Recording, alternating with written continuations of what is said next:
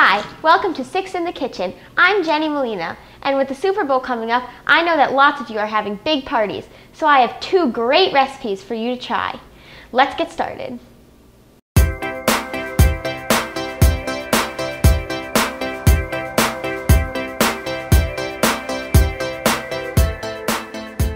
Our first recipe today is going to be pigs in blankets with a twist.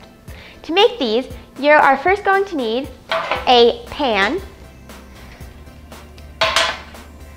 one knife, a rolling pin, and a cutting board.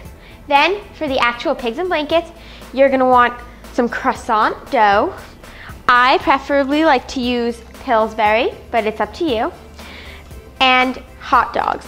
I like all beef hot dogs, so I use Hebrew National, but again, the choice is up to you. If you are looking to make these a healthier choice, then you can use low-fat croissants. Okay, let's get started. First, we're gonna cut the hot dogs, and I like them to be bite-sized, so I'm gonna cut them into approximately 8 pieces each.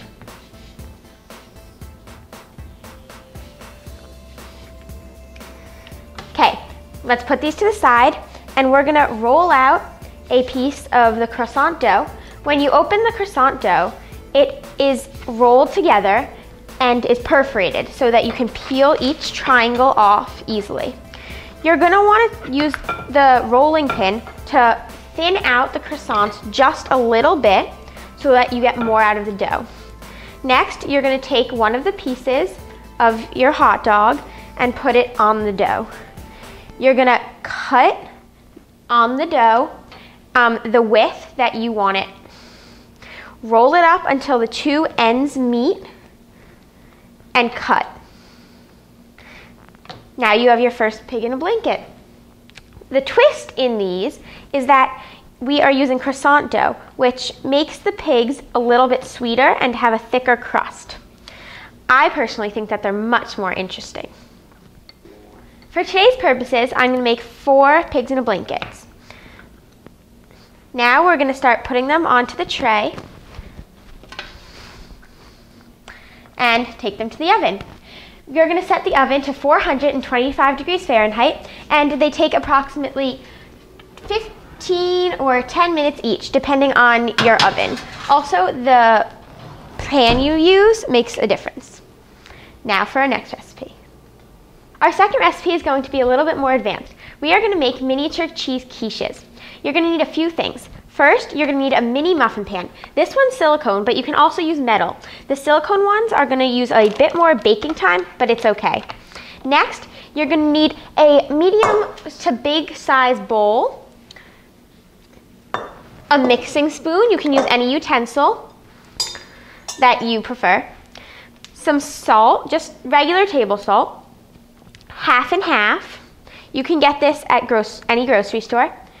2 eggs, 1 tablespoon of flour, puff pastry sheets. I'm using Pepperidge Farm, and I prefer to, but you can use any that you would like, and a rolling pin. Also, knives and regular kitchen utensils. And the final ingredient is going to be the cheese. I'm using shredded cheese. My great-grandmother, who I got the recipe from, actually used Swiss cheese, and my grandmother used mainly Swiss cheese, but also mixed in cheddar. I prefer to just use the blends that you buy at grocery stores. Okay, let's get started. The first thing we're going to do is that we are going to roll out our puff pastry sheet. You don't want this to get too thin because it will rip when you're putting it into the muffin sheets, but it's too thick as it comes. When you buy these sheets, they come folded into 4, and they are frozen. So before making the recipe, you're going to want to defrost these and break them into single individual pieces. So we're going to roll this out. If you find that your rolling pin is sticking to the puff pastry sheets, it's easily solved. First, you're going to want to rip it off though. And then you're just going to want to sprinkle a little bit of flour on either the puff pastry sheet or the rolling pin.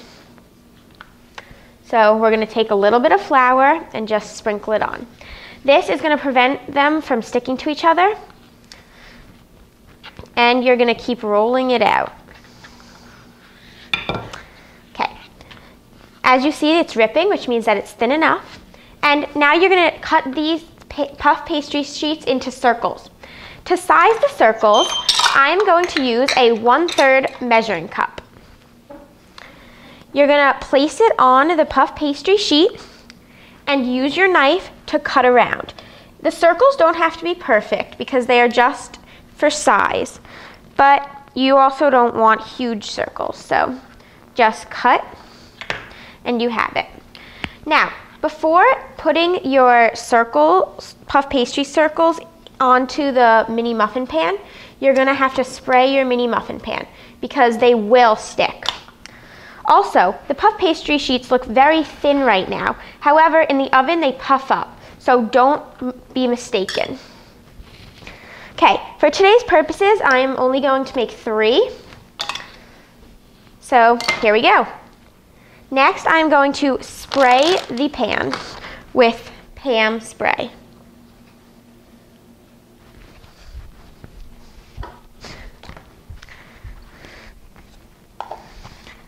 Okay, you want to do thick enough so that it doesn't stick, but you don't want pools of Pam inside the pan.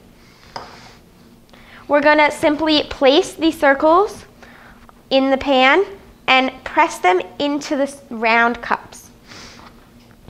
Again, I'm only doing 3, but you can do as many as you'd like. The recipe makes 24, and most mini muffin pans are 12, as is this one. So you will be able to make as many as you'd like if you keep doubling the recipe. Okay, our next step is that we are going to put the mini muffin pan aside, and we are going to use our medium to large size bowl. First, we need to crack 2 eggs into the bowl, and we are going to slightly mix them.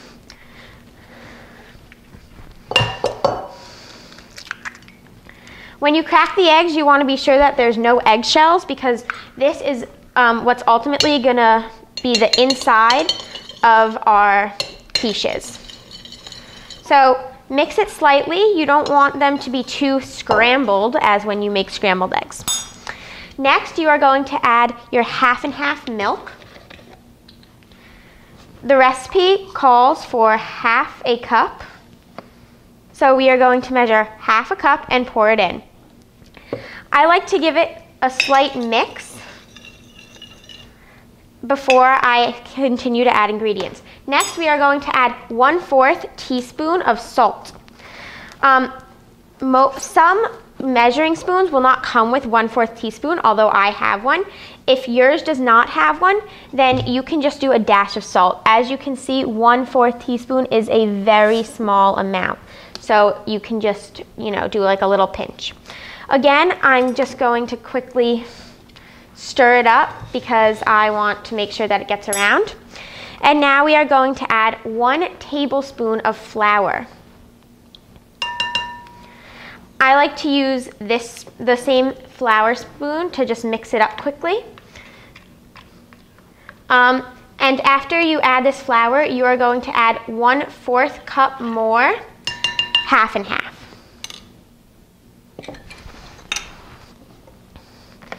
This distributes the 1/2 and 1/2 throughout the entire recipe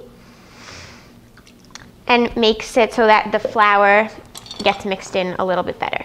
We're going to go back to our big spoon to mix. And next we are going to add our cheese. Again, I use a 3 cheese blend that can be found at most grocery stores. However, you may prefer Swiss cheese or all cheddar. That is up to you. For our cheese, the recipe calls for 4 ounces, which is the equivalent of 1/2 cup.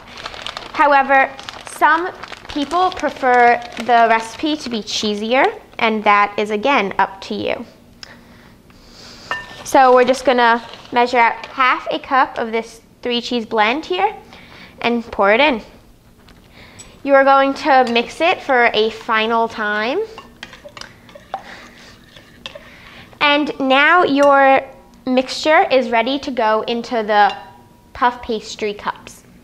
So we're going to get our pan back And you are going to use your big spoon to scoop it in. If you find that there's not enough cheese getting into each cup, I've found that it works very well to, at the end, sprinkle a little cheese over each mini muffin cup, and it adds a great flavor at the end.